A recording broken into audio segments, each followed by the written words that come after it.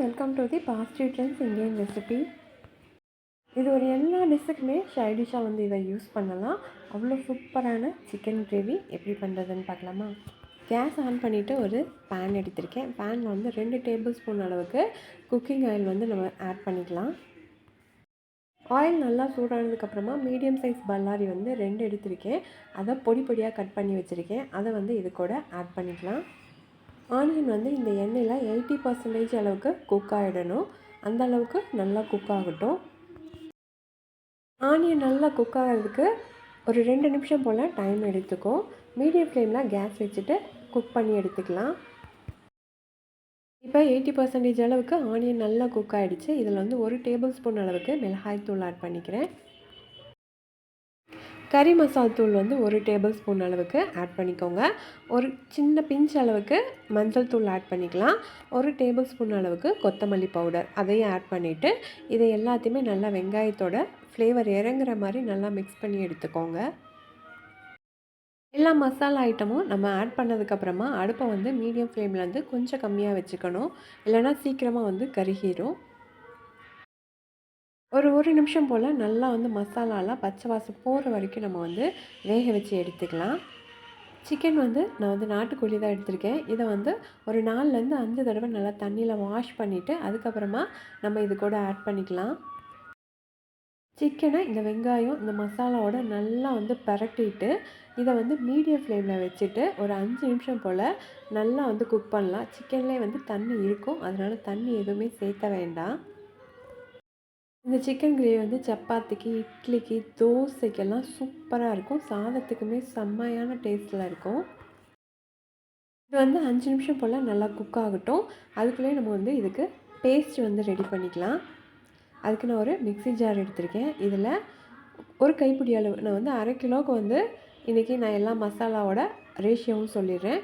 நான் வந்து ஒரு 10 முந்திரி முழு முந்திரியாக சேர்த்திருக்கேன். 7 பல் பூண்டு, 2 வந்து இஞ்சி துண்டு இதை வந்து நம்ம சேர்த்திக்கலாம். அதுக்கப்புறமா 2 தக்காளி வந்து நல்லா பழுத்த தக்காளியாக கட் பண்ணி அதையும் இது கூட ஆட் பண்ணிவிட்டு கொஞ்சமாக வந்து நம்ம கொத்தமல்லி வந்து இந்த அளவுக்கு சேர்த்திக்கலாம். 1/2 கிலோ சிக்கனுக்கு இந்த கொத்தமல்லி வந்து கரெக்டாக இருக்கும்.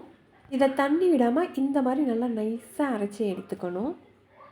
இப்போ சிக்கன் வந்து ஒரு 5 நிமிஷத்துக்கு அப்புறமா எண்ணெய் எல்லாம் பிரிஞ்சு இந்த அளவுக்கு நம்மளுக்கு கொதிக்க ஆரம்பிச்சிருச்சு. இது கூட வந்து நம்ம அரைச்சி வச்ச பேஸ்ட்டை வந்து இதோட ஆட் பண்ணிவிட்டு இதை வந்து நல்லா மிக்ஸ் பண்ணி விட்டுக்கலாம். பேஸ்ட்டை இந்த சிக்கனோட நல்லா வந்து மிக்ஸ் ஆகணும். இந்த சிக்கன் ஃபுல்லாக வந்து நம்ம ரெடி ஆகிற வரைக்குமே வந்து நம்ம அடுப்பை மீடியம் ஃப்ளேம்லேயே வச்சுட்டு இந்த சிக்கன் கிரேவியை ரெடி பண்ணி எடுத்துக்கலாம். இந்த சிக்கனுக்கு நம்ம மசாலா பேஸ்ட் அரைக்கும் போதே புதினா ஃப்ளேவர் பிடிச்சிருந்தா புதினா ஃப்ளேவரும் கொஞ்சமாக ஆட் பண்ணிக்கலாம். அப்படி இல்லைன்னா இந்த ஸ்டேஜில் புதினா வந்து லைட்டாக ஆட் பண்ணிக்கோங்க. தேவையான அளவுக்கு உப்பு சேர்த்திட்டு அதையும் நல்லா கலந்து விட்டுட்டு நம்ம இப்போ ஒரு 10 நிமிஷம் போல் மீடியம் ஃப்ளேமில் வச்சுட்டு மூடி போட்டு நல்லா வேக வைக்கலாம். இந்த மசாலாவுக்கு தண்ணி எதுவுமே ஆட் பண்ண வேணாம். நம்ம அரைச்ச பேஸ்ட்டில் இருக்க தண்ணியும் சிக்கனில் இருக்க தண்ணியுமே போதுமானது. மீடியம் ஃப்ளேமில் வச்சு வேக வைக்கும்போது அந்த தண்ணியே வந்து போதுமான அளவாக இருக்கும். 10 நிமிஷம் கழித்து இந்த அளவுக்கு வந்து சிக்கன் நல்லா ஒரு 50% அளவுக்கு சிக்கன் சூப்பராக குக் ஆகிருக்கு. இடையில நல்லா கலந்து விட்டுக்கோங்க, இல்லைன்னா அடிப்பிடிக்க ஆரம்பிக்கும். மறுபடியும் இதை வந்து ஒரு 10 நிமிஷம் போல் வந்து மறுபடியும் மீடியம் ஃப்ளேம்லேயே வந்து குக் பண்ணிக்கலாம். இடையில நல்லா கலந்து விட்டுக்கோங்க. சாதத்தை விட நம்ம இட்லிக்கும் தோசைக்கும் தான் இந்த சிக்கன் கிரேவி அவ்வளோ டேஸ்ட்டாக இருக்கும். யாரெல்லாம் இந்த மாதிரி சாப்பிட்ருக்கீங்கன்னு கீழே கமெண்ட்ஸில் மறக்காமல் சொல்லுங்கள். 1/2 கிலோ சிக்கன் கிரேவி வந்து 4லேருந்து 5 பேர் வரைக்கும் நல்லா தாராளமாக சாப்பிட்லாம். இதில் மிளகாய்த்தூள் வேண்டான்னா வந்து நம்ம ஸ்கிப் பண்ணிவிட்டு அதுக்கு பதிலாக குழம்பு மிளகாய்த்தூள் வீட்டில் அரைச்சது இருந்தால் அதை கூட 1 டேபிள் ஸ்பூன் அளவுக்கு காரத்துக்கு ஏற்ற மாதிரி ஆட் பண்ணிக்கோங்க. ஒரு 20 நிமிஷத்துலேயே ஒரு சூப்பரான சிக்கன் கிரேவி சூப்பராக ரெடி ஆயிடுச்சு. பார்க்கும்போதே தெரியுது எவ்வளோ சூப்பராக நல்லா குக் ஆகிடுச்சுன்னு. அடுப்பு ஆஃப் பண்ணிவிட்டு இதை வந்து நம்ம மாற்றிக்கலாம் ஒரு பவுலுக்கு. ஒரு சூப்பரான சிக்கன் கிரேவி வந்து வீட்டில் ரெடி பண்ணியாச்சு. பார்க்கும்போதே இப்போவே நம்மளும் பண்ணி சாப்பிட்ணும் போல் இருக்குல்ல. நீங்களும் இந்த மாதிரி சிக்கன் கிரேவி வீட்டிலேயே பண்ணி பாருங்கள். இந்த சிக்கன் கிரேவி ரெசிபி பிடிச்சிருந்தா நம்ம பாசிட்டிவ் ட்ரெண்ட்ஸ் இந்தியன் ரெசிபி சேனலை மறக்காமல் சப்ஸ்கிரைப் பண்ணிக்கோங்க, லைக் பண்ணுங்கள். எல்லாருக்குமே